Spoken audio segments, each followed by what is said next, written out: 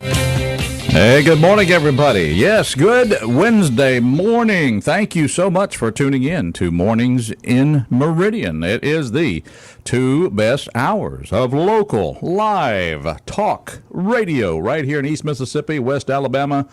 And we're glad you've joined us here on the 19th of July, Wednesday at, 8:36, 37, 38.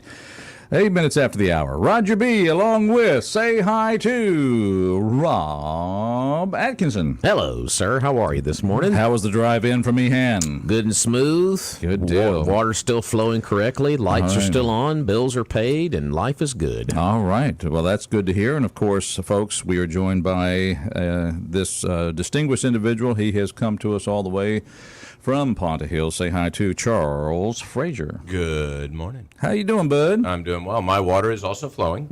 Okay. Lights are on. Lights are on. I mean, You know, we this have is- success all around. I know, All right? right, let's call it a day. All right, I'm out of here.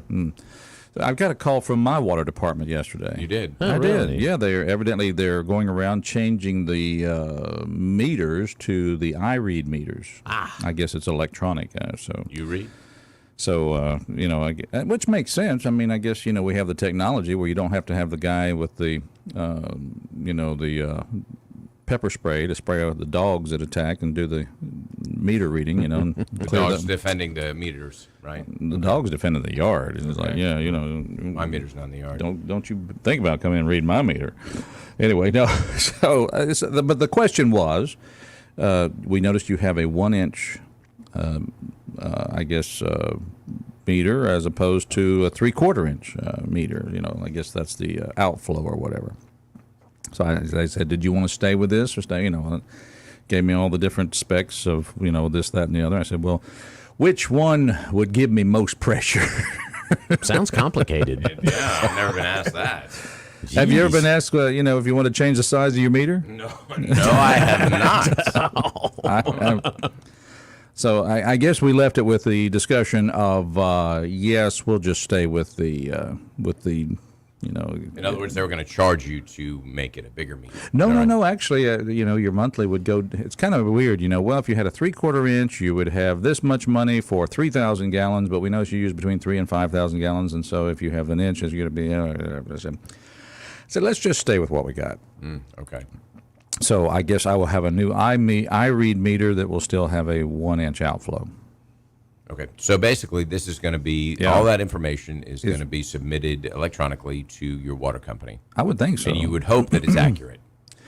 I'm just kind of suggesting that I guess they're doing that with the power now. You don't have the. Remember you used to have the guy tromp around behind the house and read your meter for the electric company. Yeah. And so they're getting that information electronically. So I guess it's just the age in which we live. Mm-hmm.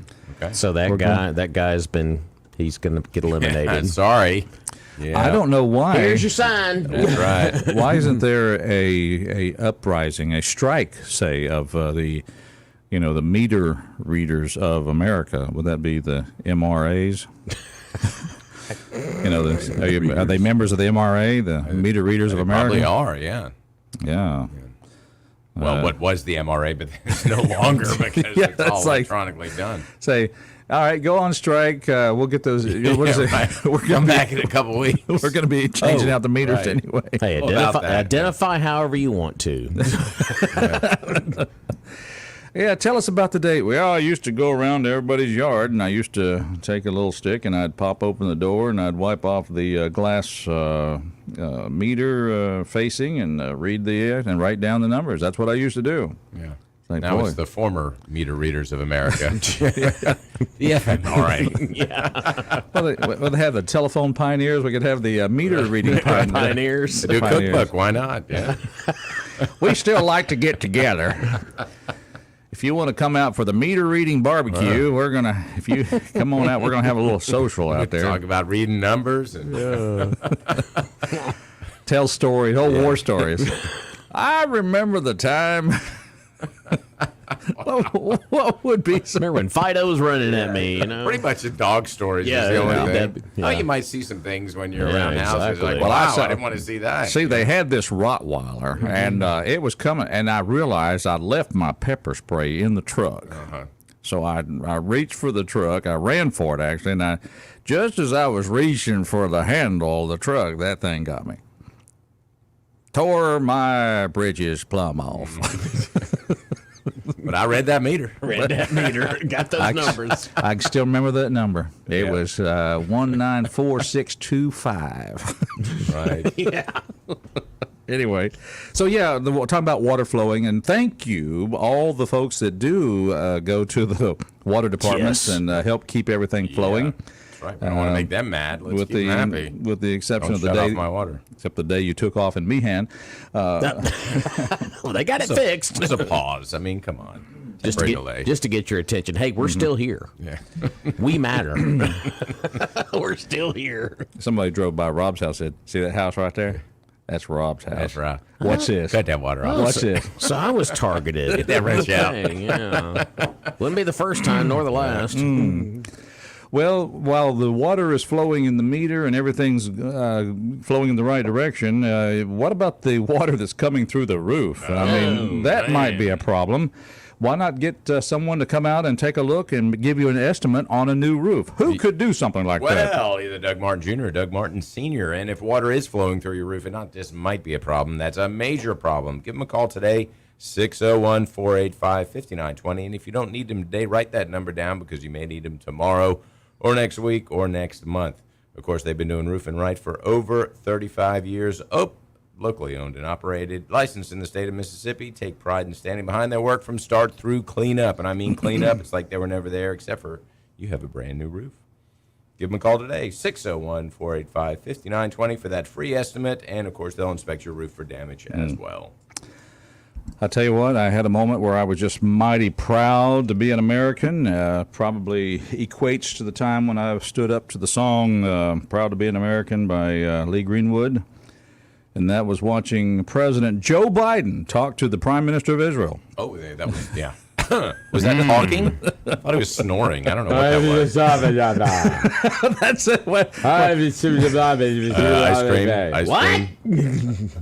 Is it time for the ice cream yet? Let me refer to the Secret Service on that question. So, that's a Korean Jean-Pierre. No, yes. Ask Hunter. Yeah, so let me I'll tell you what. Yes. I think you need a little snort of cocaine or something. I just, what's more entertaining is to watch how Fox News and Newsmax present this visit, because they have the actual audio of the president doing mumbling. Yeah, look at the notes here. Our relationship is solid. Mac is awful. I don't know where I'm at. I love ice cream. But now the other news agencies, they're sitting there showing the video, and they're saying what they really wanted the president to say. And now he's saying this. President Biden is telling the Israeli Prime Minister that our relationship is solid, blah, blah, blah, blah. You think we should call those other networks the Biden Protection Agency? The BPA. I like that. Well, I think that's an appropriate word. I really do. The Biden. But how much longer can they do that? I mean, it's just some of this stuff is hard to defend. The cracks are showing. I mean, they've been showing for a while. I mean, it's great. Talking about in the White House. It is great to be Joe Biden. You can do anything. You can nibble a baby. You can. That was weird. You can nearly fall asleep reading notes to the Prime Minister visiting from Israel. Yeah. You can stay in your basement and campaign. You can have a son who pipes money to the family through all kinds of different means from all different countries, peddling influence. You can do anything. It's great to be Joe Biden. Biden Inc. Yes. Right. I mean, hide some documents in your garage. I mean, whatever it takes. Yeah. I mean, let's just say it. It's great. It's good to be the king. It's good to be the king. That's a good way to put it. I was talking with someone the other day. He's like, how much longer of this do we have? And I said, the rest of this year and all of next year. And it's not getting any better. I mean, he's not improving cognitively, so, 4 more years. 4 more years. Can you imagine if he does another 4? I mean, that's ridiculous.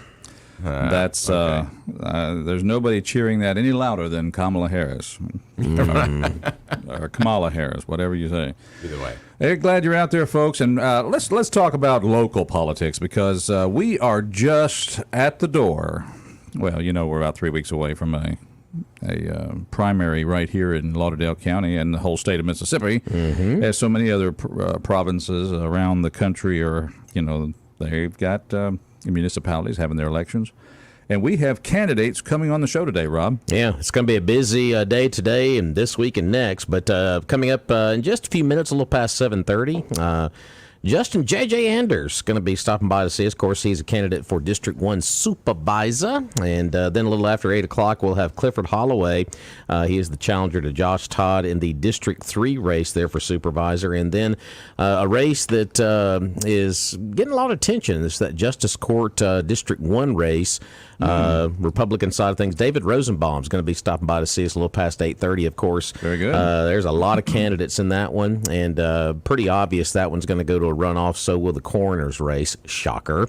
And so we do have a handful of coroner candidates coming in over the next several days. We got Stella McMahon on the schedule tomorrow. Stella will be here tomorrow. No, that's not the first time she's heard that. And Kenny Graham will be here next week, and we're trying to work on some other we got Jonathan Wells next week as well. So, good deal. Yeah, so we got a lot of those folks coming in. So if you missed the first round of interviews, well, we got the second round coming up. So round 2 in this corner.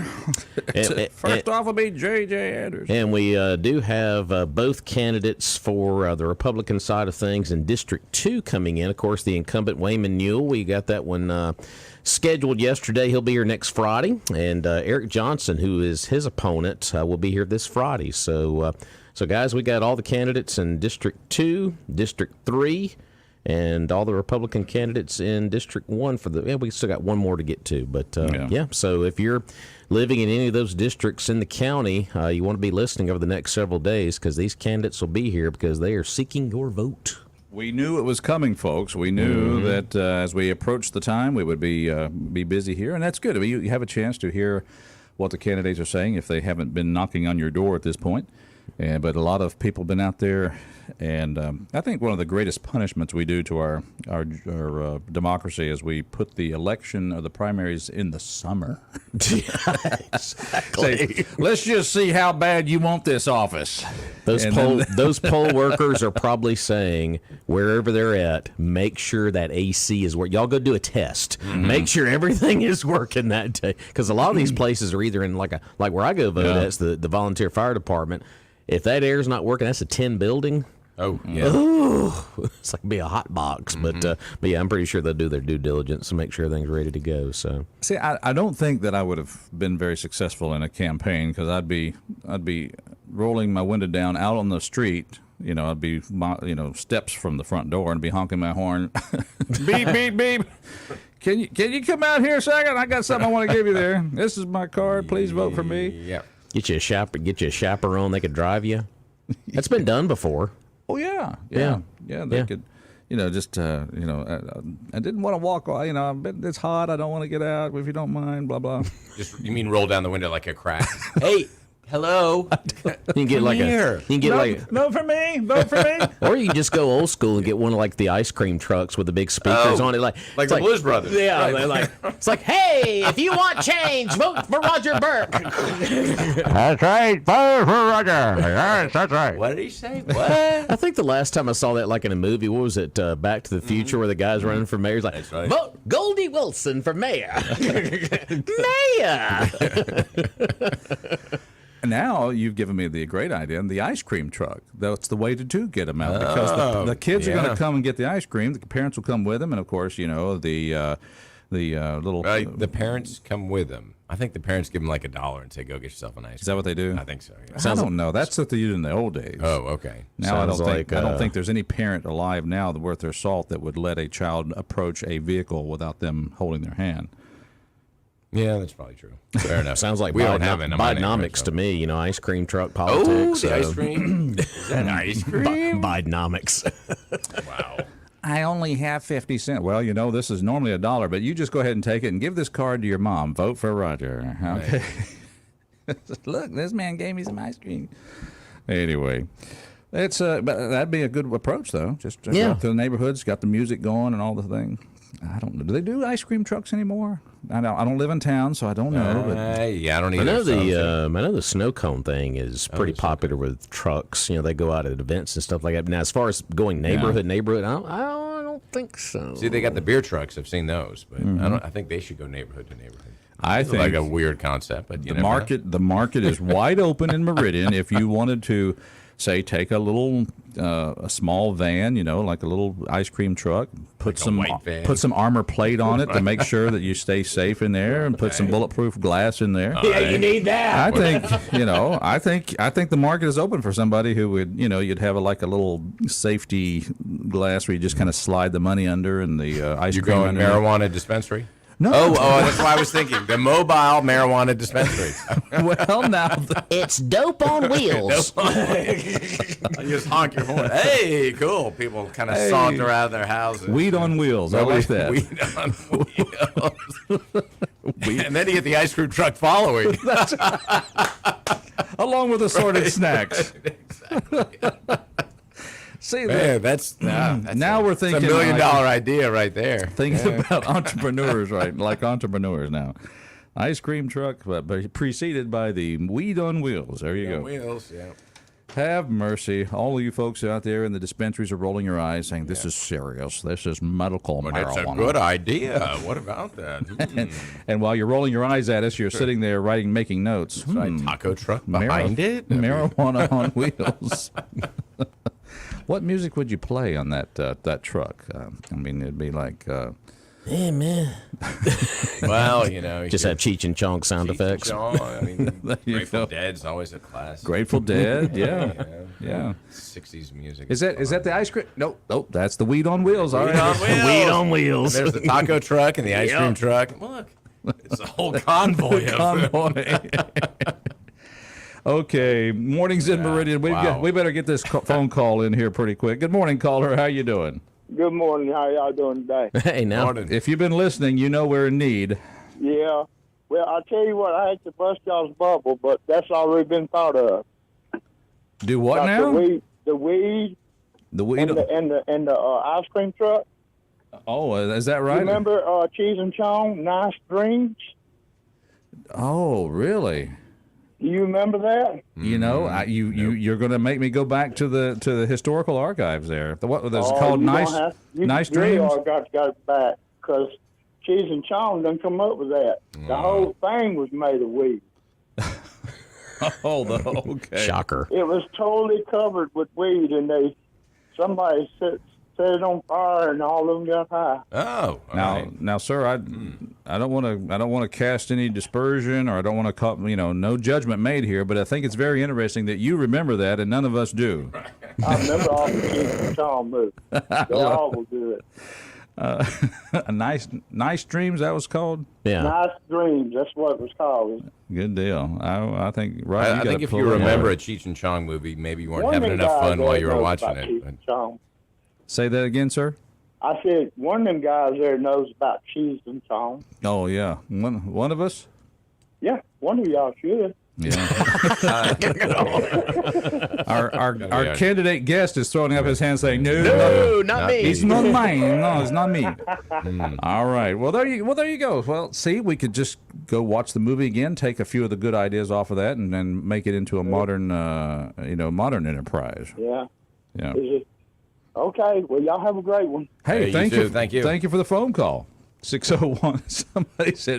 Somebody got on that one. They said, that's already been done. That's been done. Man, you ain't never seen that movie. I don't know that I've seen a Cheech and Chong movie all the way through. All the way through. All the way through is a different deal. Yeah. Yeah, it's like, it's all any memory of those movies are just kind of hazy. Why is that, Roger? Shocker. Just not thinking clearly. Not thinking. Yeah, it's kind of a fog, really, if you think about it. All right. When I try to think about those movies and what they look like. Okay. All right. Moving on. Moving right along. Yes. I tell you what, since we are going to be talking with a candidate here just after the break, might be a good time to also mention the great sponsors who help make this show possible. And we want to remind you that if you drive a vehicle, you are most likely at some point you're going to either have a scratch on it that you have to have repaired, you'll have a dent, a ding, or worse, you'll be involved in I was looking down at my cell phone crash. And you've got to go and get your car repaired. Well, the best place to get your automobile repaired is at the Premier Paint and Body Shop right there on Highway 39 next to Johnson Dodge. That's right. They've been doing it for over 30 years, providing the best auto body work and quality paint jobs. Over 90 years combined experience among that hard-working, dedicated staff, of course, led by Danny Shelton, the manager. No job is too small, so if it's just a ding, a dent, or a scratch, or too large, if you hit a deer or something bigger, you hit a cow, they'll fix it for you. Auto body repair and painting, automotive glass replacement. They'll give you a free estimate. They'll work with your insurance company, and all of their work has a lifetime warranty. Give them a call today, 601-482-PAINT, or go see them right next to Johnson Dodge on Highway 39 North, open 8 to 5, Monday through Friday. Mississippi made some of the national headlines because a sheriff's deputy down in Forest County had the task of, trying to round up a getaway. And, of course, he was looking for Clyde. Clyde, the camel. What? Yep, that's right. Okay. Forest County Sheriff's Office shared the story of having to safely get a camel. Is this a hump day story? I was about to say that. Sorry. That was the low. Good one. That was the low hanging fruit right there. Oh, Yeah. excellent. Hump Let day. you do it. Mike. Mike. Clyde. Clyde. Right. It doesn't ring. Clyde Have the same camel. ring. He lives on an area farm where they have bison and zebras.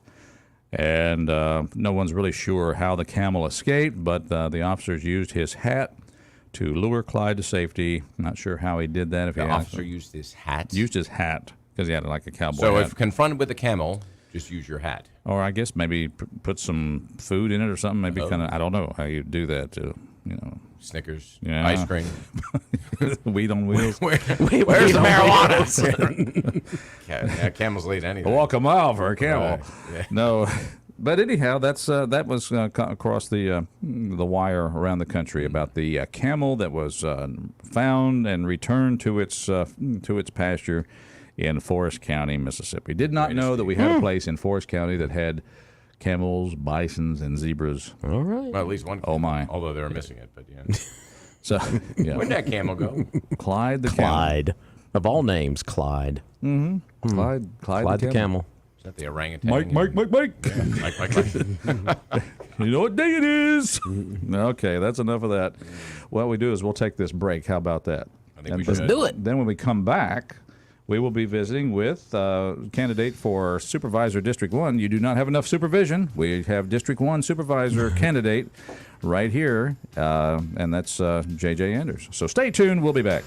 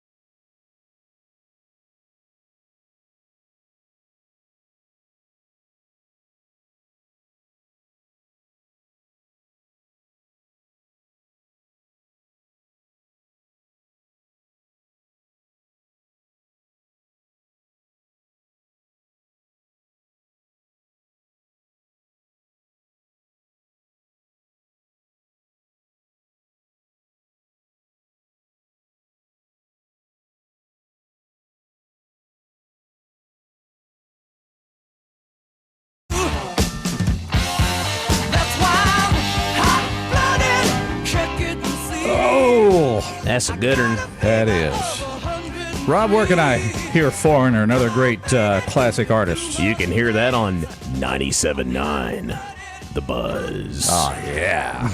Okay. Okay, I'm good now. Mornings in Meridian. Glad you're out there. Spit and out yes, that mouthful of gravel there.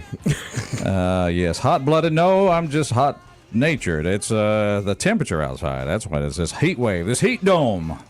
You know, because according to one of the fellows that I heard on the report before coming on the show, he was on American Morning News. Well, with the global warming, we're having these high pressures, and the sun just beats down and makes things hot and warm. Why do all those people talk like that? He didn't really sound that bad, but in my brain, it sounded like that. It sounded like that. Because of the global warming, that's what's happening here. Hey, if I work out hard enough, I'll get our news girl's voice here. All right. Anyway. Well, they can get on their jet and figure it out. So. It's like, you know, hey, guess what? Yeah, it's Arizona. It's Arizona in July. I have played golf in Arizona in July. It was 117. What do they always do, though? They always talk about the temperatures in Death Valley. I was like, That was many years ago. of all places you could pick to check the temperatures, Death Valley. And of course, Why do you think they call it? while we're Exactly. talking about global warming, let's make sure we don't talk about the fact that the record was set in Death Valley back in the 1913 or whatever with 135 degrees. They're breaking records every day. Well, it's a dry heat, though, so it's okay. You know, there he is. He's not even going to wait for his introduction. He's raring to go. JJ's ready. He's ready to serve. Roger here, along with Rob Atkinson. Charles is in the house. And I'll get back to the normal voice here. And, of course, here he is, supervisor candidate for District 1. Say hi to Mr. J. You know, let's go by J.J. Anders. I mean, your first name is really Justin. Justin. But that's where one J came from. What about the next J? Joseph. Justin Joseph. All right. It's JJ. Yeah. I remember that song they had about you years ago in camp. It goes, Justin Joseph Smith. His name is my name, too. Glad you're here. Of Thank course, you. you've been on the campaign trail now since. Have you been literally getting out in this heat like we were making jokes earlier? Absolutely. Absolutely. Isn't it great what we do to our candidates? We say, let's see how bad you want to win this primary. Just living the dream. I mean, you know, you just got to earn it. You're a little tanned more than you I were am. when you got here last time. From walking and coaching Little League Baseball and just being outside with my two boys, yeah, we're outside all the time. Mm-hmm. What do they say when Daddy goes off to hit the campaign trail? I mean, they're like, do they ride with you, or they say no? Sometimes, but most of the time they're like, "Are we going to Grands or Lollies?" So, but I mean, and I'm serious. Thank goodness for my parents and my outlaws. I mean, without them, it'd be difficult. Okay. Difficult, as my little one says, tricky and difficult together. I like it. Difficult. I like that. Well, I like that. How old is your little one? 6. Brilliant. He gets it from his mother. Here's our card. If he wants a radio career, Yeah, pass it along. we're going to need replaced here one of these days. Yeah. Well, we're glad you're here. Of course, been on the campaign trail. What are you seeing out there, Mr. Anders? Well, I'm seeing a lot of people that are interested in the process. There's a lot of big races going on, ours included. You have the coroner, you have District 1 judge, you've got lieutenant governor, and probably the biggest in the county is the sheriff's race. And so a lot of people are engaged and paying attention. You know, a lot of people are starting to think about school going back, but knocking on doors and talking to people. I've been very blessed to talk to a lot of people, and you know, it's not just economic development. It's not just infrastructure or safety, public safety. It is, have you been at the grocery store lately? Have you bought gas? Have you bought a Diet Coke at the gas station? You know, inflation is rampant, and they're like, "You're not going to raise my taxes, are you?" I'm like, "My job isn't to raise your taxes. I mean, you know, it's to try to keep everything the same because it's a ripple effect in business. And, you know, being blessed to own my own business, grow up in a family-owned business, you know, when you're looking at the pie, there's only so much of a pie in a business with what you have. And especially in county government, you know, with ad valorem taxes and everything, you know, you get so much money, and you really have to be careful how you spend that, because if Rob is looking for a new piece of equipment, and He's always looking for new Always. but the only way to do that is to cut Charles, What? you know, without raising taxes. And I mean, Charles is always getting cut. it is. I mean, Yeah.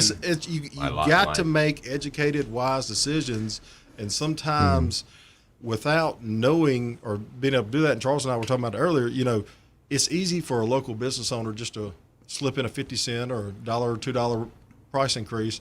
It's harder for the county government to do that. Yeah. All right. So that's what you're hearing is that everybody's thinking about, hey, the cost of living is hard enough. Don't go into office and raise my taxes. Exactly. Well, I've had a lot of folks ask me, I've asked a few of the candidates. Sure. I'll ask you the same thing. Please. Enthusiasm. August 8th, primary, schools letting back in, people getting back from vacation. I mean, it seems like there is enthusiasm for people because what's the turnout going to be? We don't know yet. Well, so. the past one if is around 3,500 was in the last election. So my thing is I'm thinking there's going to be quite a bit more because of the races we talked about earlier. Also, I've had been very fortunate that I've had 6 or 8 people with kids going off to college that have called me and told me, we've already early voted because my kids aren't going to be here. So if you're going to be out of town or if you got kids going to college or something like that, please go see Miss Donna Jill and early vote because your vote matters. Yeah. Every vote matters. Absolutely. And too many people have, fought and died for that right. And that is one of the greatest things we have in our country is for anybody to put their name out there to say they want to serve and for everybody else to be their boss and either hire them or fire them. And that's effectively what I'm doing right now is I'm applying to be your representative. Too many people say we live in a democracy. Well, we do live in a democracy, but we really live in a representative republic. Yep. I'm trying to be your representative, 1 of 5 on this board to make the business decisions of Lauderdale County. No more, no less. There's certain there's a gentleman over in Jackson, Mr. White, that wants to make sure everybody follows the law, which we all should, and do things the proper way. So as a Board of Supervisor member, you are conducting the business of the county, no more, no less. You are making the educated decisions business-wise. How are you going to spend our tax dollars the wisest? How are you going to budget? How are you going to come up with the hiccups that happen, Murphy's Law, things that we aren't prepared, the historic floods we've had, with the rain and everything like that. How do we prepare for that? How do we save for a rainy day? How do we budget? How do we make sure Rush Mayat, who the county is so lucky to have him over roads and bridges, getting to know that man, he is sharp, he is on top of his game and knows what he's doing.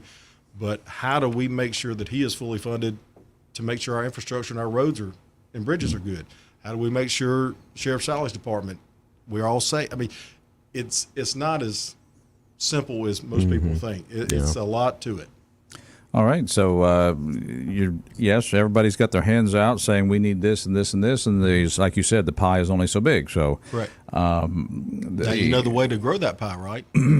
How is the way to grow that pie? In my humble opinion, I've always operated, growing up in a family business and then having my own business. Economic development, of course, is one of them. But when I graduated from Mississippi State, I went to Memphis and became a manufacturer's rep for Bassett Furniture, and the old gentleman that trained me, Hilton Williams, great guy. He said, boy, I'm going to tell you right now, if you don't have any problems, you're not doing any business. He said, you get the order first and then figure out how to fulfill it later. My thing is in business, and, I was very blessed and honored to have a lot of good customers, print customers at the UPS store, and I'd stay up there late at night and get up there early in the morning. I know this is dumb and we probably can't do this, but I want to put a billboard on the coast in South Haven and right next to the state capitol. Lauderdale County is open for business. You want to come here, we'll make it happen. I'm not sure. You give me the order, we'll make it happen. What do you think of our weed on wheels idea? Well, I'm just okay. He was talking about economic development. Well, okay. I mean, sorry, derailed the conversation. That is not my forte. That is not my. I got you. Like a politician. I love it. But I will say, I mean, it's kind of like a liquor store. I mean, I'm not doing it, but you can. There's people that do that. Yeah. I think there's a few state laws we'd have to try to get changed or whatever for that ever happened. But anyway, the important thing is, like you said, though, is and you'll hear. I'm sure you'll hear the frustration because I have the frustration. Sure. I've heard about how, unfortunately, with age, you have a lot to remember. And I remember for years we talked about our great interstates, our railroad, our airports, all these good things we've got. And still, the big companies bypasses. Over in Bolton, up in West Point, go up to Tupelo, just wherever they happen to land. They don't you know, I'm afraid if you put the billboards up about Lauderdale County, you know, there's still going to be a lot of people saying, "Where's that?" Oh, absolutely. But you know, it goes back to sales 101. You have to ask for the order. Ask for the order. You know, you have to ask for the business. You have to position yourself. You have to find a need, and then you have to fill that need for somebody. And that's just businesses. My friend right here to my right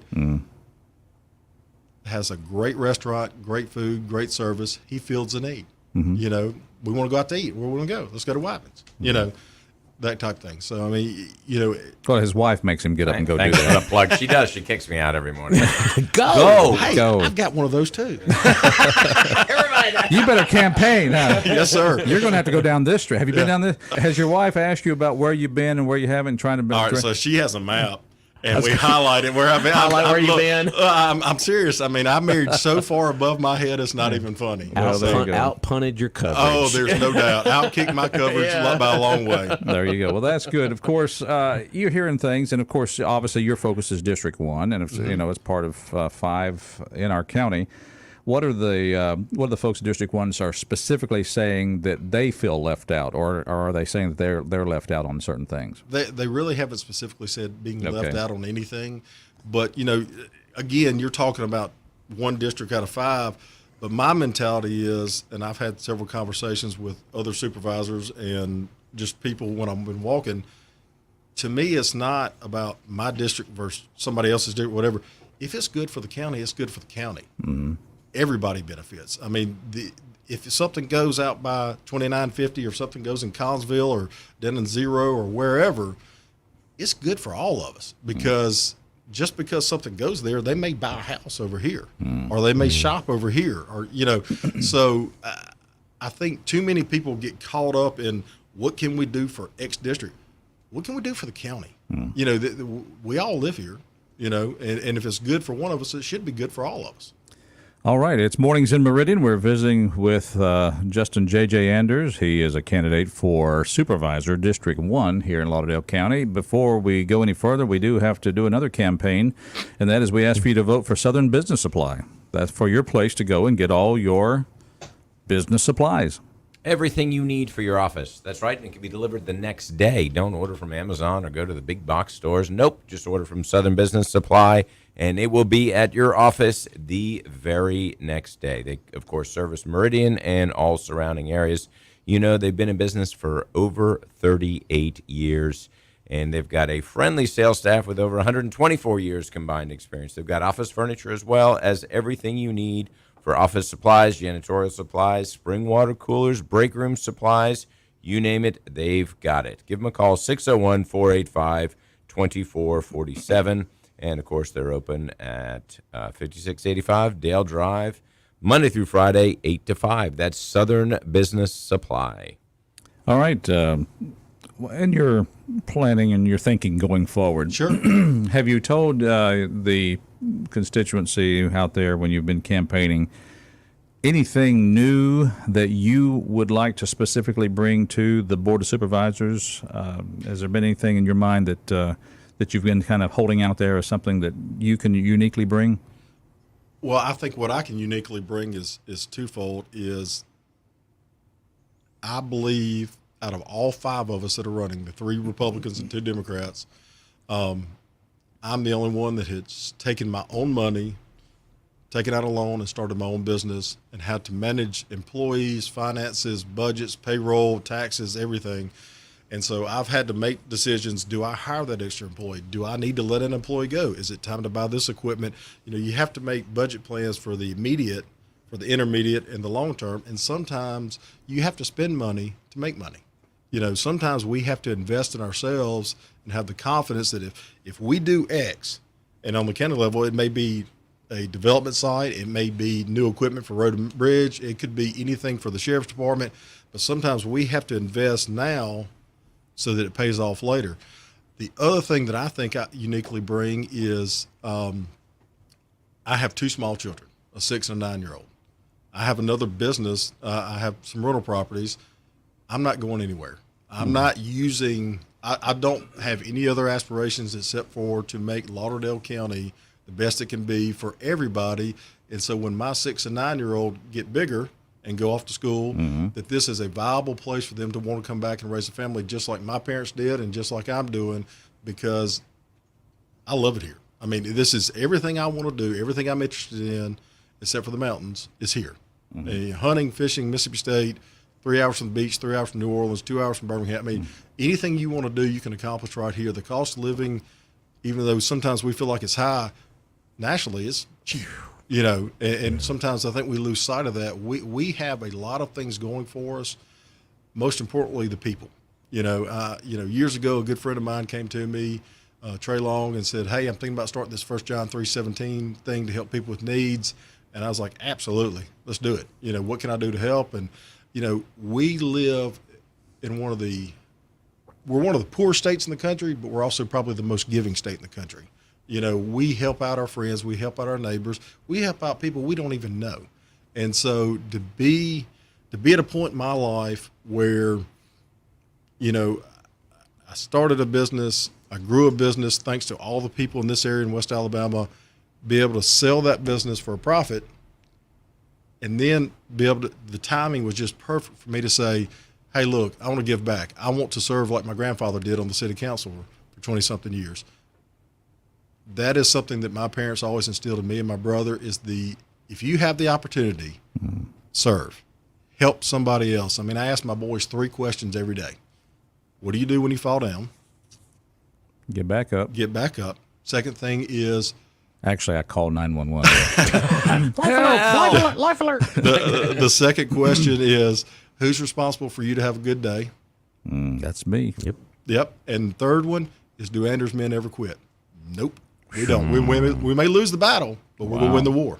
Wow. So those are 3 good questions. I ask them that every day. I wish I'd have been able to ask my son those. He's grown and out of the house. I could have said. Well, see, now I have a captive audience. Yeah. So, I mean, ideas I wish I'd have had. I could have asked my son, "Do Anders men quit?" Right. Like there was an Anders man. What does that even mean, Dad? He'd say, "Who are Anders?" That's right. Well, I mean, that's the thing. We live in a great area. We have so much potential, in my mind. I'm the type of guy that my wife tells me all the time, quit coming up with business ideas. I mean, I see something, I'm like, something like that would go good over there. The county, our people, I think the current board has done a great job. Our current supervisor has done a great job, Jonathan Wells. And truthfully, if he was running again, none of us would, at least I wouldn't be running. Right. But like I said, the opportunity, the timing was perfect for me to stick my name in the hat. And I just believe with my business experience, all of us have roots here, but I think what separates me is that this is the business board. I have the business experience proven that I think I can be an addition, a beneficial addition to that board as your representative, if you allow me to. I know as we do sometimes, we put you on the spot here on Mornings in Meridian. When last time you were here, we asked you about the voting precinct locations, and you dutifully, I think, went and made sure you knew where all the precinct locations or the voting polling places will be. Correct. And last time I called Miss Donna Jill and went down there, and she said they weren't set yet because they were still waiting on the 2020 census. They had to redraw the district lines, so everybody's. You didn't know that was a trick question. Exactly. So in District 1, there's 5 voting precincts. Bailey Presbyterian Church, which is on 493 just south of King Road, where that comes in. You've got Trinity Presbyterian Church right there on Poplar Springs Drive, right down from the old from the UPS store. Then there's 3 different locations on Highway 39. You've got not the Temple Theater, Little Theater. Then you go up to the landing on 39, just north of the 39 and Briarwood Road, and then the last one is North Park Church. Okay, very good. And I do happen to know by experience that you are concerned about other people's money, because I did come into the UPS store to send something to a French pilot. And I said, no. From the Navy League. And you did say, you know what this is going to cost? So you were like... anything international is French for expensive. Yeah. I mean, it's just because you just can't control it. Yeah.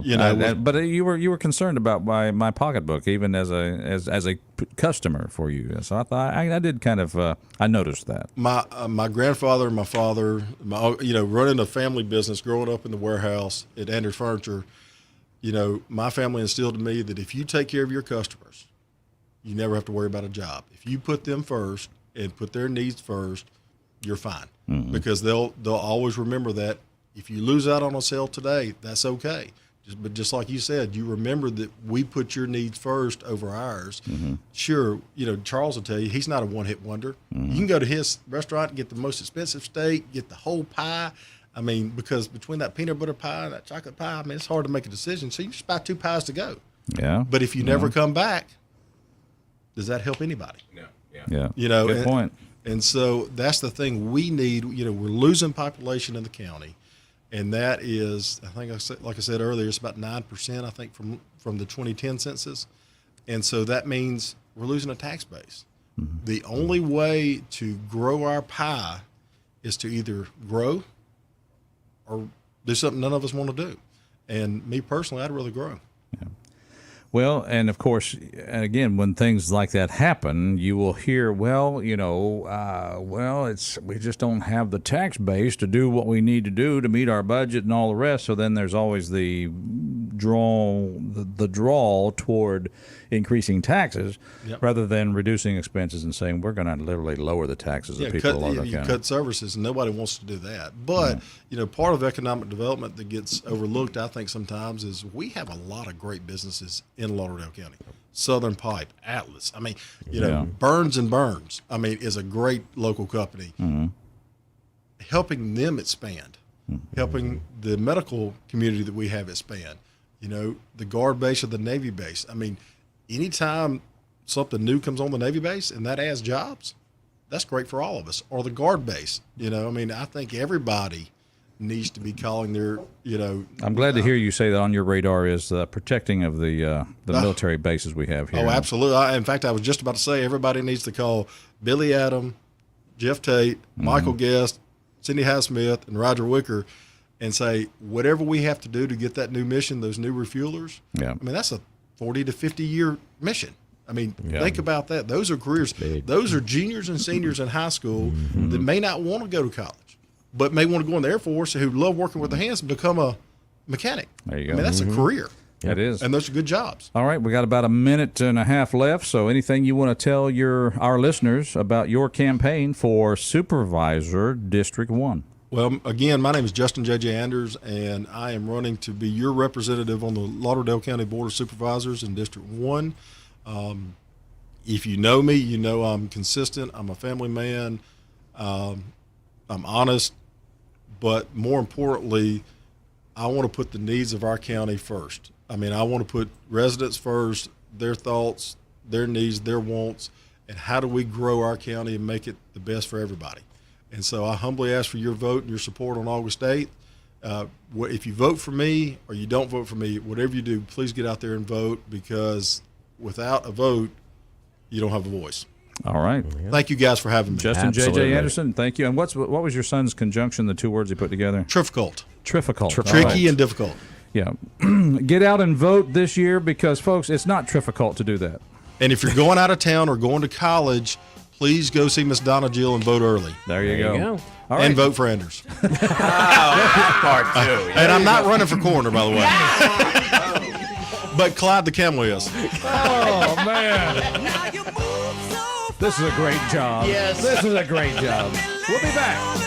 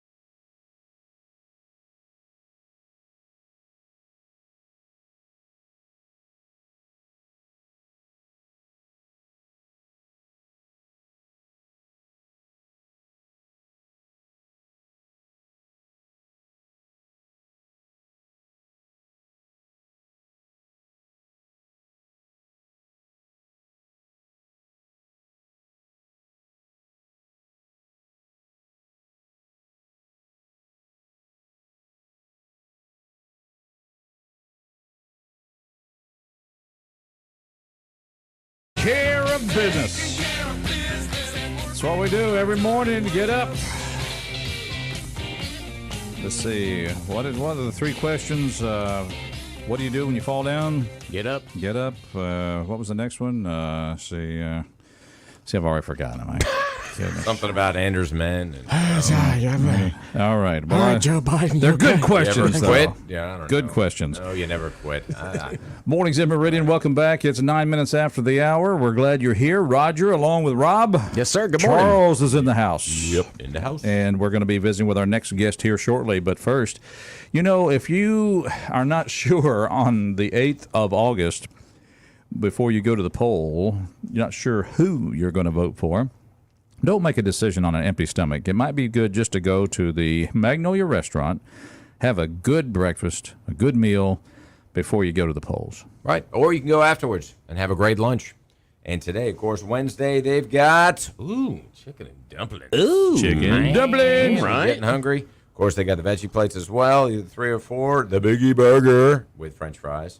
And if you do like breakfast, they got the long haul breakfast as well. If you're a long haul truck driver, or if you're not, that thing will keep you going all day long. The Queen City Truck Stop, the Magnolia Restaurant. You can get something to go as well. Give them a call, 601-482-0259. The coffee's hot, the air is cold, and the service friendly. Go see them, exit 150. That is the Magnolia Restaurant inside the Queen City Truck Stop. I say that's where we go to do like some straw polls for the upcoming election. We just go to have lunch. You don't have to do any polling there. Let's do some polling at the truck some stop. luncheon. Yeah. Yep. Pardon me while I finish these fried green tomatoes, but let me ask you a question. Well, it is kind of like a Meridian's lunchroom there. That's right. When you Lauderdale County's cafeteria. So to There we speak. go. That's the way to do it. But somebody asks you on the road, it's like, hey, a good place to stop and get something to eat. Yeah, you just stop at exit 150 and walk right into the Magnolia Restaurant. You won't be disappointed. There we go. All right. Well, we're so glad to have here a candidate for, again, Supervisor. He's Supervisor District 3, challenging the incumbent. And so here, welcome to the show, Mr. Cliff Holloway. How you doing, sir? I'm doing good. Thank y'all so much for allowing me to come. Well, Absolutely. Rob begged me. I said, no, but I said, finally gave in. No, we're always... Thank you, Rob. I'll buy you lunch. There we go. Yeah, well, you Free lunch. You and Merritt and Stella, Ben Shirley. Y'all, I'm just kidding. Getting a lot of lunches. I know, man. I got lunches from here to the end of the time. So, So tell us a little... I know that your history is in law enforcement, but tell us a little bit about where you've been, and then talk about why you want this new job. That's right. So when I grew up, I got into public service at a very young age. I became a cadet, Meridian Police Department Explorers. They had the program, the cadet program. Fantastic. So I did. I joined that when I was 14 years old. I went from that, and I kind of grew through the ranks in that, became a sergeant of the cadet program, and ultimately I became the chief over the cadet program. But that's where I knew, hey, this is what I want to do for a living. I want to do law enforcement. I want to help the community. And law enforcement's not just about locking people up. We deal with people on a daily basis that we don't lock up, we don't put in jail, but we're getting them the help that they need when they need it. So I knew public service was where I wanted to do. So I started the road in public service, like most people do. I started working for the Lauderdale County Jail. I worked for the jail for a brief moment, and then I had the opportunity to go to Meridian Community College. What does that look like when you work for the jail? What kind of work? What does that look like? Well, I work night shift, so I went in at 7 p.m., got off at 7 a.m., and, just anything and everything. You would serve meals, visitations. You would escort the prisoners to and from visitation, book people in as they were brought in by deputies on the road, all sorts of things, that encompassed. So then I went to Meridian Community College, and on the campus police department, I went to the police academy. From there, I knew, hey, I want to work on a bigger scale. MCC's great. It was a great place while I was there, but I really wanted to go bigger. So I had the opportunity in 2011 to join the Lauderdale County Sheriff's Department underneath Billy Solly and Ward Calhoun. From that point, I loved every second of it. I started at the bottom. I worked in the courthouse. I moved up night shift patrol. I worked day shift patrol. I did have the opportunity to handle a K-9 while I was there. I then became a shift supervisor, so I was a sergeant on patrol and over a shift. From that point, I moved to criminal investigations in 2019, and that's where I've been since. As a criminal investigator, we investigate any and all felony crimes that come into the sheriff's department. That can be anything from a burglary to a murder. So we work those crimes, put the case together, present it to the grand jury. So why aren't you running for coroner? I'm sorry. I couldn't. Sorry, guys. Sorry. They are going to be so glad when this is over. Well, guess what? They're going to have a runoff coming up, too. That's right. We're going to have more fun. It will never end. That's right. Yeah. So no, I've just obviously we've been punching that button for quite a while here on the show. Years. But anyway, so there you go. You now you're on the sheriff's department as an investigator. That's correct. Okay. That's correct. So then you decide, okay, I want to challenge a fairly established opponent, incumbent in District 3. So where's the decision-making process there? What are you thinking there? What led me to do that was born and raised in Meridian. I grew up in town, but also at a young age, I moved out into the county, into District 3. I attended West Lauderdale my entire life. My mother was a teacher at West Lauderdale. So I've been in that community my entire life. I know a lot of people. I had a lot of people just in conversation express to me, hey, we want something different. This is, and it may be that a phone call didn't get returned. It may be that they wanted somebody to focus primarily on being a supervisor. But a lot of concerns I heard, and I wanted better. And so I said, if you're not willing to do the job yourself, and so here I am. I decided, you know what? I want better for my district. I want to step up.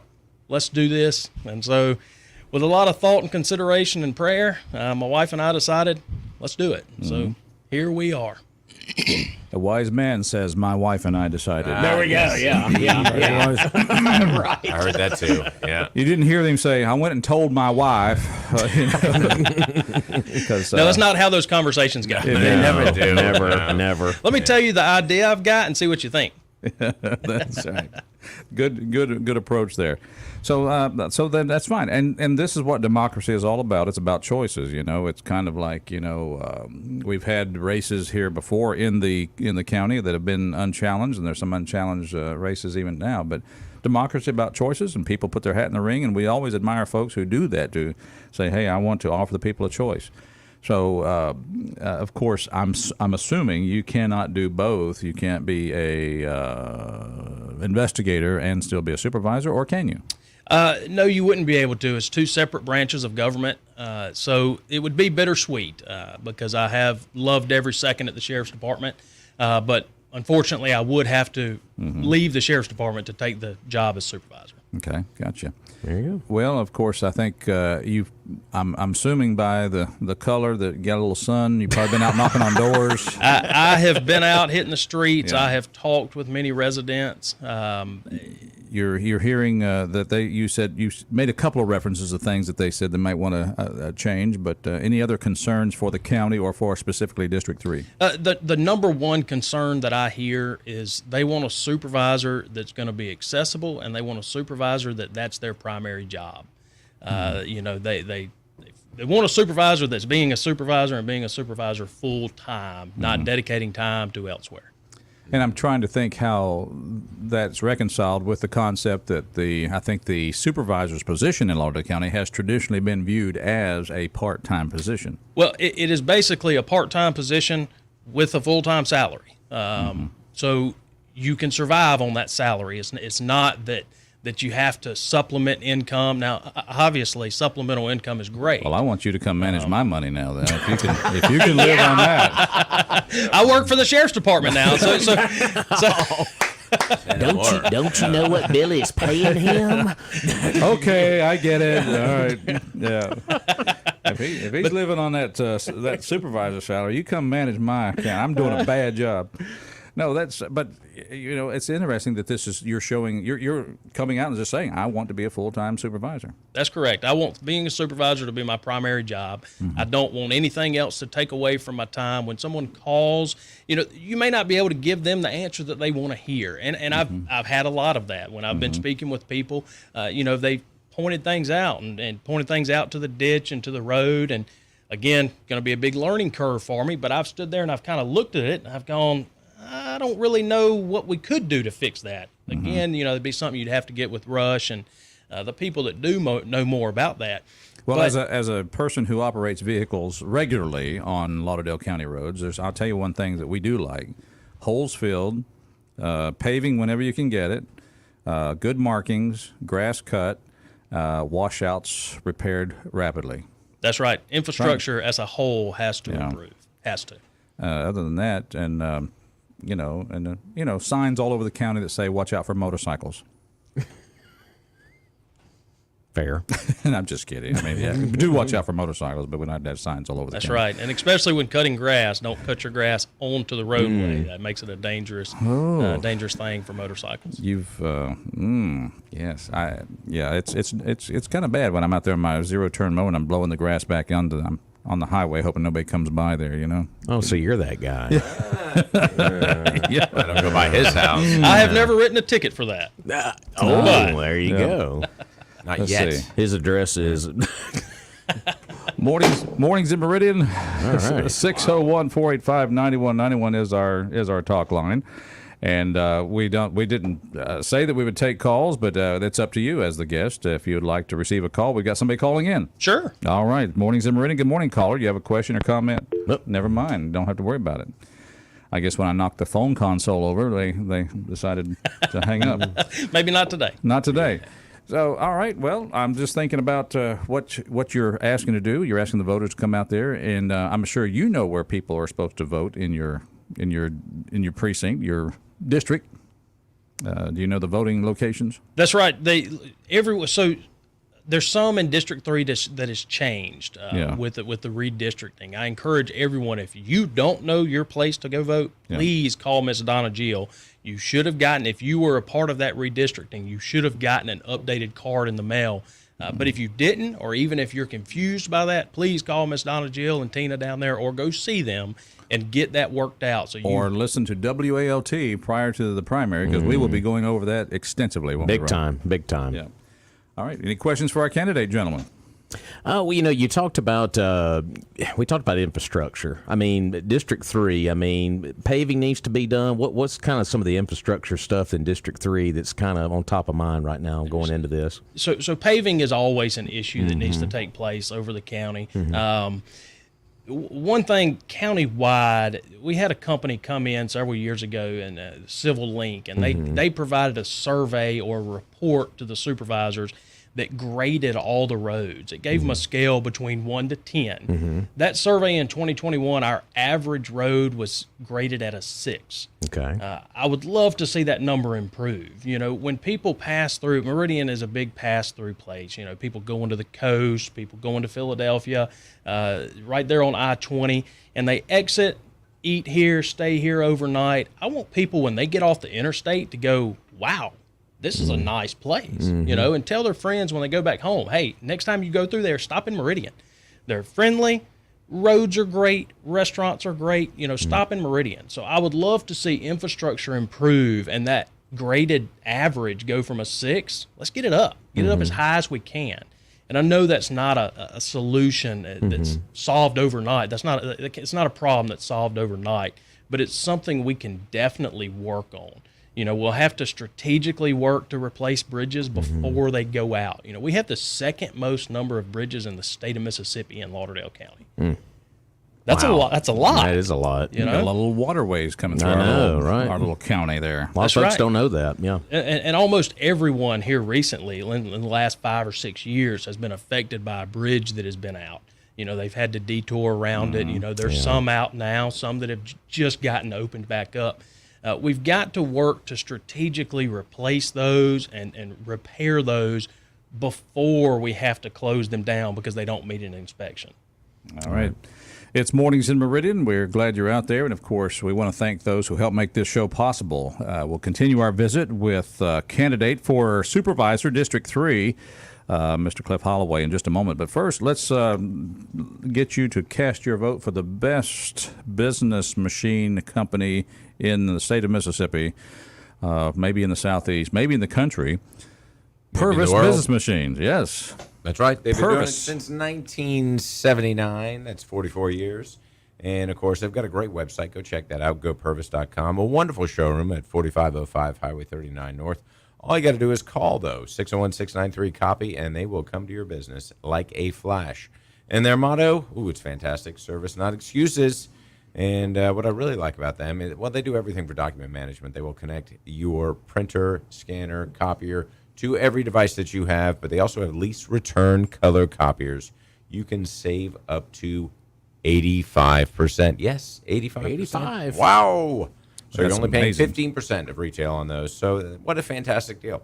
And, they're just wonderful folks down there at Purvis Business Machines. So please go see them and get yourself a wonderful business machine. Purvis Business Machines, service not excuses since 1979, 601-693-COPY. Copiers, scanners, printers, the things that do it all, and maybe even tell you when to wake up in the morning. I don't know. All kinds Will of they things. make your coffee? Yeah, see, They'll bring babies. your coffee. I even. think that's next. They don't have those yet. I but think that's soon, next. That's coming. Maybe next month. That's right. Okay. Mornings in Meridian. We're so happy to have you folks out there, and we are visiting with candidate Mr. Cliff Holloway for the candidacy for the office of Supervisor, District 3 here in Lauderdale County. A lot of talk about roads and whatnot, but when you think about becoming a supervisor, you basically are the manager of a budget of approximately $50 million plus dollars overall for the county. So that's a fairly big responsibility. Have you given thought to that? It is, and that's something that definitely would take a learning. I would have to learn.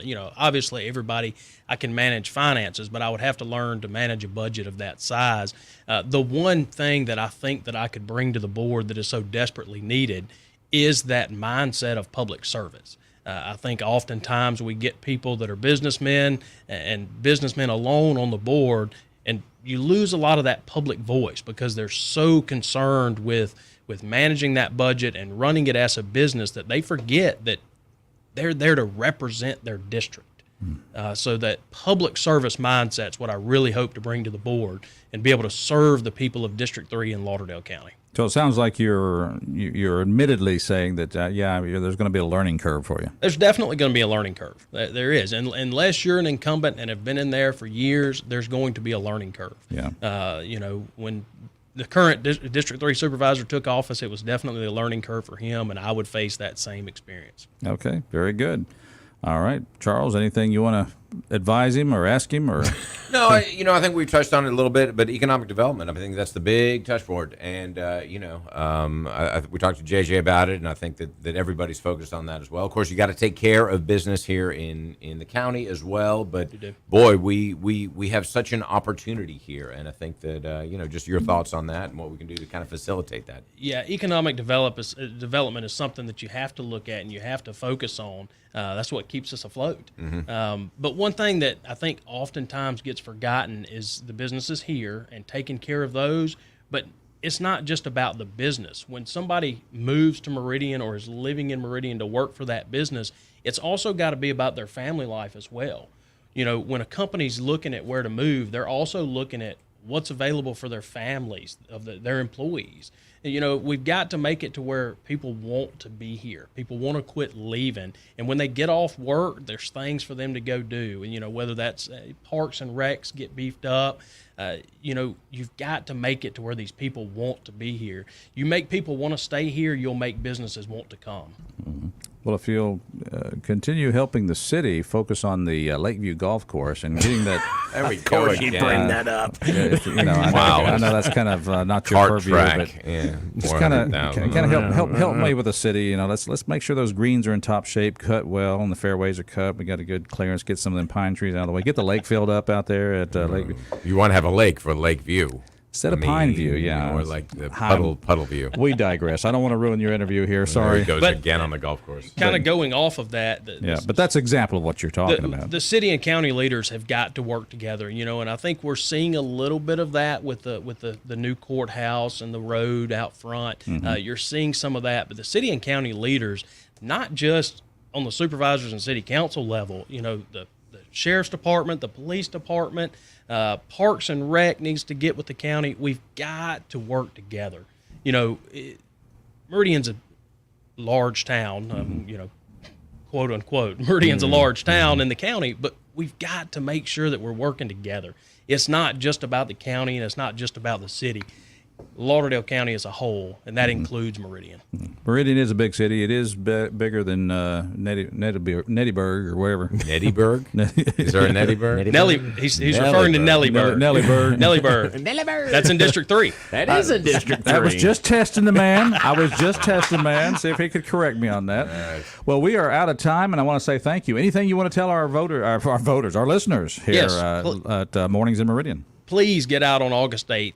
There's a lot of big countywide races, a lot of state races. Please get out and vote. And again, if you don't know where you're supposed to be going, please call Donna Jill. Get that straight before the date. August 8th, vote Clifford Holloway, Supervisor, District 3. All right. Fantastic. With that, we'll take a break. And who's next on the batting order? We got David Rosenbaum, District 1 judge candidate coming in. We'll visit with him after, this Fox News break coming up. Stay tuned, folks, for more of Mornings in Meridian. It's a busy day, but that's all right. The weeks ahead are going to be quite busy.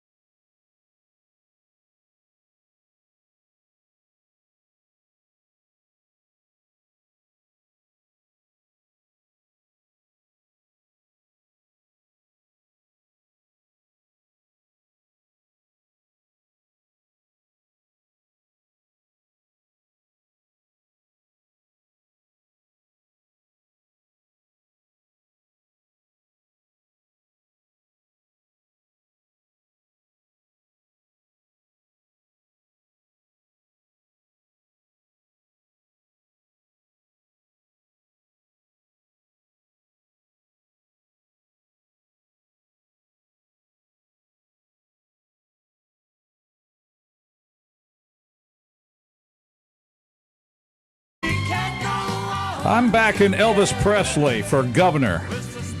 I know he's deceased, but, well, they say he is. There's another Presley running. Okay, well, I'm Just saying. Oh, there is a Presley. That's yeah, right. Brandon Presley. No, I want Elvis. Oh, you want Elvis? Okay, I'm sorry. He could. I think Elvis could do it. Well, not now. Well, Could have, maybe, but I don't know. We just, we get one of the impersonators, I guess, come in there. Yeah, right. Yeah. I think I'm happy to be governor of the state of Mississippi. So glad you're out there, folks. It's just a crazy world in which we live, and we get a little crazy here. That's okay. I'm Roger, and this is Rob. Hey, good morning. And Charles is in the house. We're so glad to have you here, sir. And just a moment, we're going to be visiting with yet another candidate in the county-wide election, this time the judgeship. So we'll be looking at that in just a moment. But first, let's tell people to vote for, well, I don't even think you have to vote for them. You just go in there and do business with the folks at Trucker Supply. I guarantee you cannot go into Trucker Supply and not find something you want or need. And just be careful. When you walk by those shelves, things will just come right off the shelf, right into your hands and say, hey, buy me. that's right. You better get a buggy because you're going to load it up. I don't think they have buggies at Truckers, but maybe they ought to get buggies. Buggies. Yeah, anyway. Yeah. Well, it's your one-stop shop for all your tools. They got Kinetics tools like channel locks on steroids. They pump you up. Yeah. And full room of Milwaukee tools made right here in the state of Mississippi. They've got everything they make. Fantastic I stuff. got the Milwaukee drill driver. I got the Milwaukee air compressor for airing up got the tires. Milwaukee's best. I've got Milwaukee this, that. I got a big old Milwaukee tool chest that I carry in the back of my car so that the tools don't rattle around. No rattling tools. It's just, I ought to just put Milwaukee on the side of my car. You could. Milwaukee tools. All right. Trucker Supply. Yeah. I should do that. I should do that. Give you a commission for doing that. And, of course, they got Yeti. Everything Yeti you need, whether that's a lunchbox, a cooler, a mug, or replacement parts for those. They've got it all down there. Trucker Supply, 519 Highway 19 South. You know where they are, right next to McDonald's. And, of course, you can give them a call, 601-693-2316.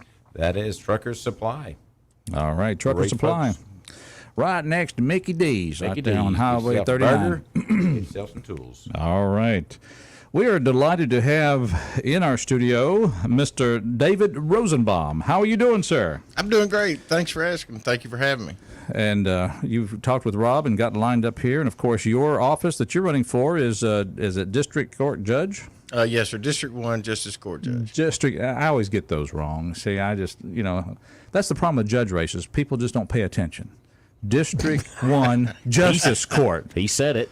That's it. Every once in a while you see a judge running for office. Okay, what? But anyway, so here we are, District 1 Justice Court. Tell us a little bit about David Rosenbaum. What's your background? Where you been? What you doing? Well, I was born and raised here in Meridian and Lauderdale County, and my whole family lives here. We were raised in the North Hills area, really good place in town.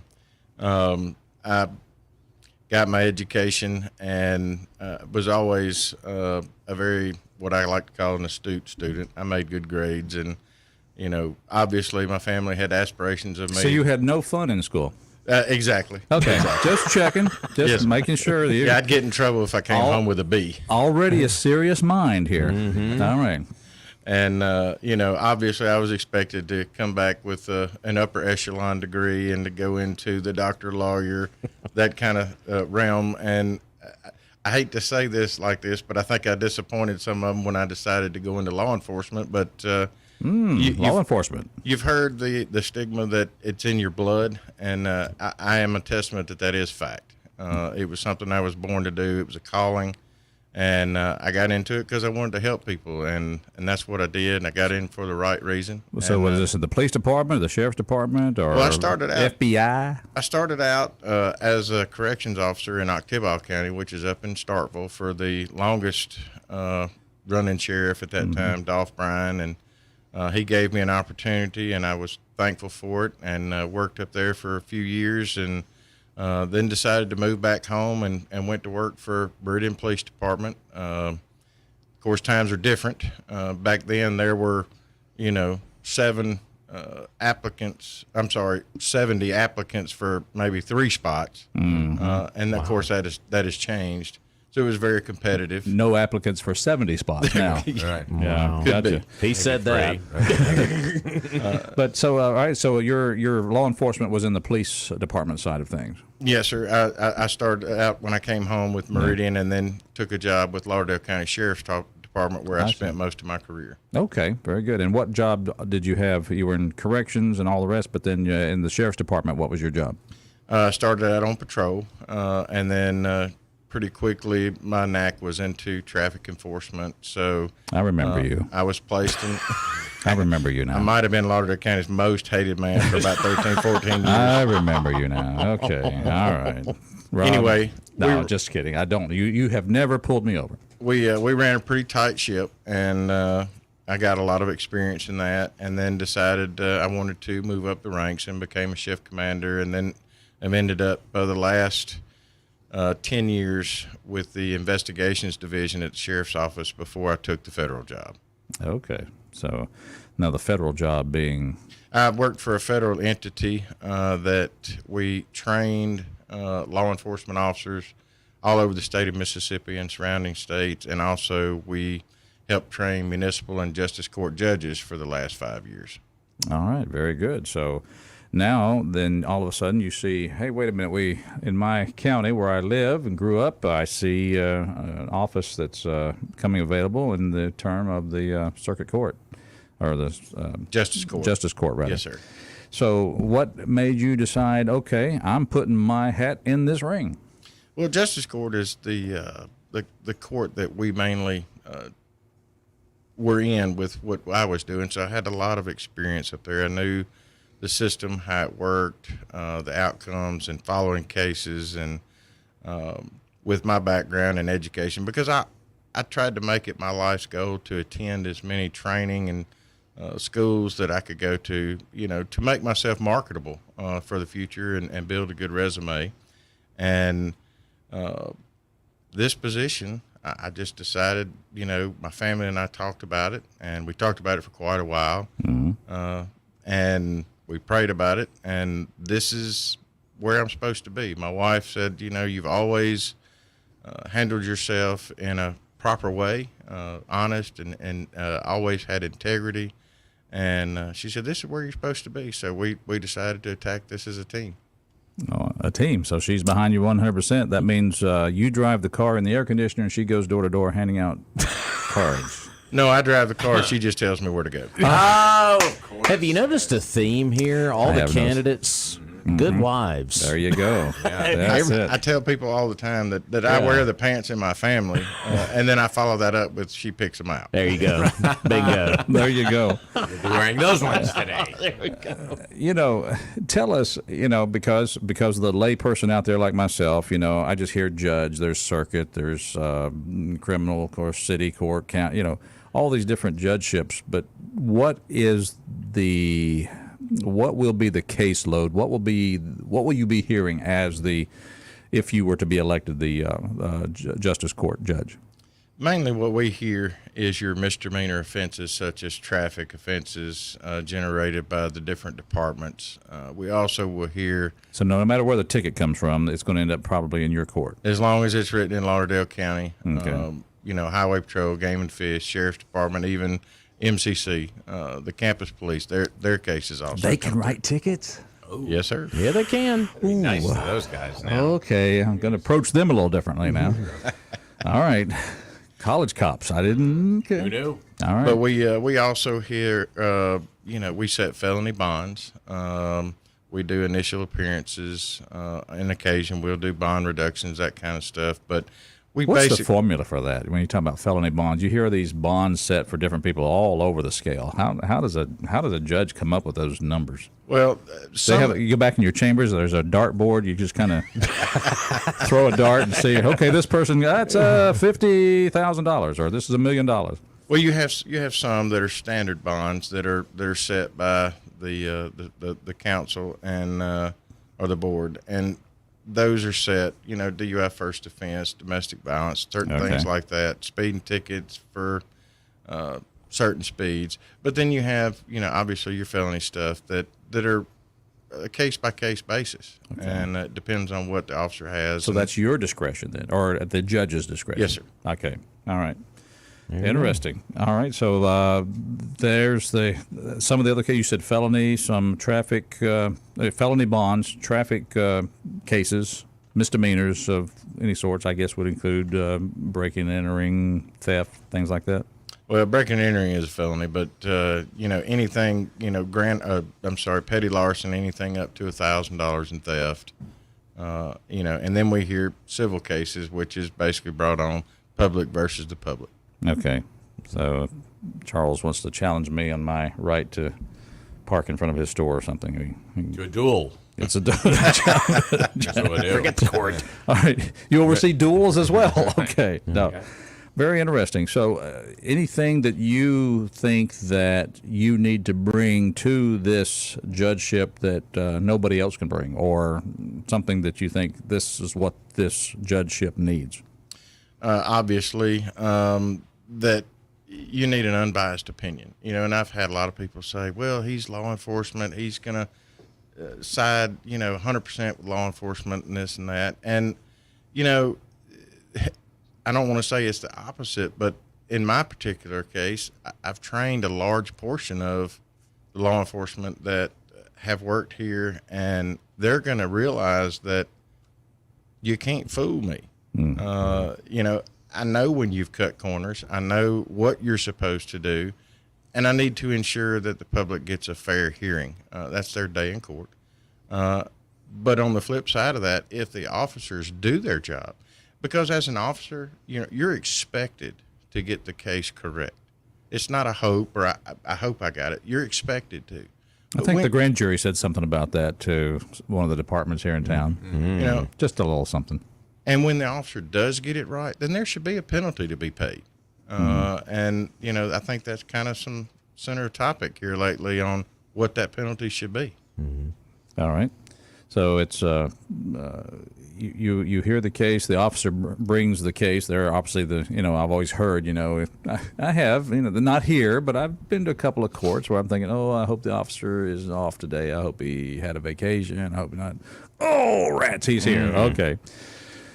I won't say when and where that was, but, when you have to pay speeding taxes, that's just the way it goes. Anyway. Now, as we think about that, though, yes, every officer has to kind of have, and this is kind of the crazy thing we're talking about, where where do they learn these standards? Where do they learn what they've got to do to make a case against a person? And you said you have been an instructor in that regard. Yes, sir. You've been instructing law enforcement how to present a case before the judge. That is correct. So, so now you're asking to be put on the other side, where you're now the judge and you're actually seeing just how good a job they did. That's absolutely correct. And if there's a flaw in their case, then you are willing to acknowledge that and give consideration of that if that arises. A lot of consideration, because when I began in law enforcement and I began testifying, I hated to lose a case. I hated it. So it took me a little bit, but I finally learned that when I did lose a case, it was a learning experience, and I made a conscious decision that they'd never beat me on that aspect again. Gotcha. So it's a training, exercise, but it's every day. Yeah. All right, we're visiting with David Rosenbaum. He's running for Justice Court Judge District 1, and of course we're going to take a moment now to ask our listeners to vote for, well, some folks like, how about voting for Jeffrey Wilson for insurance, for your insurance provider? Yeah, he's just a fantastic guy, and you see him all over town. And what's great about Jeffrey Wilson is that you want to have a relationship with your insurance agent, because when you have an issue, you get in a car wreck or a tree falls on your house or anything like that, you want to be able to call Jeffrey and say, hey, buddy, this happened. And, of course, he'll answer his phone and help you navigate all those insurance, difficulties, those waters. And Jeffrey Wilson, of course, is involved with the community. He is around everywhere. And kind of here's the deal. When you combine State Farm home and auto insurance, you save an average of $889. And Jeffrey Wilson's ready to help you combine auto and home and save here in Meridian. 601-483-8253 is his telephone number. Of course, you can check him out, just at his office, 2401 Highway 39 North. The door's always open and the coffee's hot. Go see him, Jeffrey Wilson, State Farm Auto. Okay, now you gave me an idea. Hot coffee? All Hot right. coffee. I could stop it. That's right. All you got to do is buy insurance. They'll give you a free cup of coffee. Oh, okay. What? It's a great deal. That's not bad. Okay, I'll have insurance and I'll have coffee. This is good. Okay. All right, All right. very good. Jeffrey Wilson, folks, right there on Highway 39. We're glad you're out there. If you've been listening to our show today, you know that this has been Candidate Central right now because we've had our third candidate now. That's right. Mr. David Rosenbaum. So just so you folks know, when the show's over, Rob doesn't kick back in his chair and put his feet up and take a nap. Yeah, he does. Don't tell everybody, man. I thought it was something about Cheetos yesterday. Yeah, it was Coke and Cheetos. Now it's napping. I mean, what the heck's going on Coke around in there, here? Cheetos, then the nap. Yeah. That's it. Okay. Well, I mean, I do have to ask David this. I mean, it's a lot of folks running for this. I mean, there's a lot of Republican candidates. What separates you from these other folks running? Well, first and foremost is knowledge and experience. For 30 years, I have been a public servant here in this county, and I've worked with a very good organization, and I would like to think that we have been very successful. So I've been boots on the ground. I've seen the crimes as they've happened in the public. I've been fortunate enough to be able to work cases from the ground up, take it through the court, and be able to follow it all the way to the end to where you see where the case goes after court. And so I'm very familiar with the system. I know the games that are played in the court. I know that there are some issues as far as getting the people where they need to be and, getting the solid cases through and, given the proper punishment, or it could be that they need to be released or whatever. It depends on the case, but I've been there. I know this. I know firsthand what goes on in a courtroom. I know the system. So I think that is experience that you can't replace. I myself personally, I feel that, with the crime rate that we have going on right now, I mean, it's through the roof. It's worse than it's ever been. And I just think that our community can ill afford to put anybody in this position that's going to have to learn on the fly. Because it's going to be one of these deals, guys. We've talked about it. I mean, you're going to have to win twice because there's so many folks in there. Because you got to get that 50+1. So you're trying to get in that runoff. So absolutely, with all that's these the first folks, goal. That's the first goal. So there you have it. And I want to turn it around a little bit because we talked about what you expect law enforcement to when they bring a case before the judge. But as let's just say that you were there wearing the robe and you're hearing the case, what would you like to see the general public do? What helps them when they come to a courtroom as far as pleading their case? Just to be prepared. If you what does that look like? Well, if you have witnesses, make sure that you come in and get the subpoenas out to have them present. All people have the right to discovery, to see the evidence that's being presented against them, before court, so they can be prepared. But a lot of times you get people that come in and realize during the trial, man, I wish I'd have had this, and then they go to asking for a continuance. Well, these are things that should have been done prior to court. And are you more given to a continuance, or are you more given to say, hey, you should have done this before? I'm pretty at that point to where I think it should be fair on both sides. If one side is granted a continuance, I think the other should be granted, a continuance if it's warranted. But it shouldn't be that, okay, law enforcement gets one and then the defense gets as many as they need to be prepared. Right. I think it should be fair on both sides. Okay. And I don't think that's too much to ask. No, it's not. But I guess one thing I would think of, if I was appearing before you, I had my stuff together, which is rare, but I got my stuff together, and the law enforcement somehow doesn't. I would really be kind of really discouraged if you gave a continuance to them when I said, I've done my homework. Absolutely. That kind of thing. And that's part of being prepared. Yeah.